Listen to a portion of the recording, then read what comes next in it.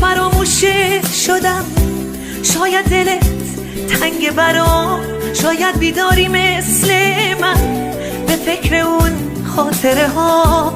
شاید تو هم شب که میشه میری به سمت جاده ها، بگو تو هم خسته شدی مثل من از فاصله ها.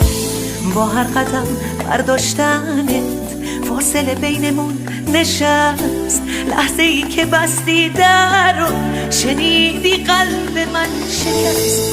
یادت بیاد که من کیم، همون که میمیره برات، همونی که دل نداره برگی بیفته سر راه. نمیتونم دورت کنم لحظه ای از تو رویاها، تو مثل خال کوبی شدی تو تک تک خاطره ها.